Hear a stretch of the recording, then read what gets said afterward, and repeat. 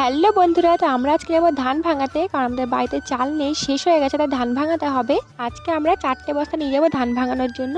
আমার সাইকেলে এখন ধানের বস্তাগুলোকে তোলা হচ্ছে, সামনে তোলা হয়ে গেছে, এখন পেছনে তোলা হচ্ছে। তারপরে এই যে আমি এখন সোজা সাইকেলে ধান বস্তাগুলোকে তুলে দিচ্ছি, পেছনে তোলা হয়ে গেছে, এখন সামনেই তুলে দেবো। আমার সাইকেল দুটো আর সোজা সাইকেল দুটো, 4টে বস্তা নিয়েই আমরা আজকে যাবো ধান ভাঙানোর জন্য। এই যে এখন আমি সোজার সামনে আর কি ধানের বস্তাকে তুলে দিচ্ছি, ধানের বস্তাগুলোকে সাইকেলের মধ্যে তুলে নিয়েছি। এখন আমরা যাচ্ছি বস্তাগুলো নিয়ে ধান ভাঙাতে। আমরা পৌঁছে গেছি এখন ধানের কলে। আর আমরা আগের দিন ধান ভাঙাতে এসেছিলাম, কিন্তু আগের দিন ধান ভাঙানো হয়নি, বন্ধ ছিল, তাই ধানের বস্তাগুলোকে রেখেই গেছিলাম। আবার পরের দিন গেছি আমরা ধান ভাঙাতে। তো গিয়ে দেখি আমাদের আগে আরেকজনের ধান ভাঙানো হচ্ছিল, তো ওনার শেষ হয়ে যাওয়ার পরে এখন আমাদের ধান ভাঙানো শুরু হয়ে গেছে। ধানগুলোকে এখন মেশিনের মধ্যে এইভাবে ঢালা হচ্ছে।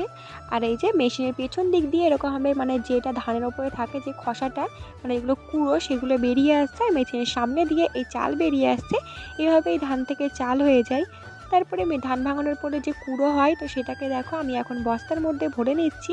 এই যে বস্তার মধ্যে আমি ভরছিলাম, আর আমাদের ধান ভাঙানো কমপ্লিট হয়ে গেছে। এই বস্তা আর এই বস্তা, আমরা দুটো বস্তায় চাল নিয়েছিলাম, 4 বস্তা থেকে 2 বস্তা এই কটাই চাল হয়েছে। আর এইগুলো হচ্ছে কুড়ো, মানে ধানের ওপরে যে খোসা থাকে সেটা এরকম গুঁড়ো হয়ে কুড়ো হয়ে যায়। তারপরে ধান ভাঙানো হয়ে গেলে এখন চালের বস্তাটাকে ভালো করে বেঁধে নেওয়া হচ্ছে, না হলে পড়ে যাবে। 4টে বস্তারই মুখ ভালো করে বেঁধে নেওয়া হয়েছে। এখন বস্তাগুলোকে সাইকেলের মধ্যে আমরা তুলে নিয়েছি। 4টে বস্তার মধ্যে সোজাকে চালের বস্তা, একটা কুড়ের বস্তা নিয়েছিলাম, আর আমি একটা চালের বস্তা আর কুড়ের বস্তা নিয়েছিলাম। তো বস্তাগুলো নিয়ে আমরা এখন যাচ্ছি বাড়ি। তো ভিডিওটা এই পর্যন্ত, ভালো লাগে লাইক, কমেন্ট, শেয়ার, বাই।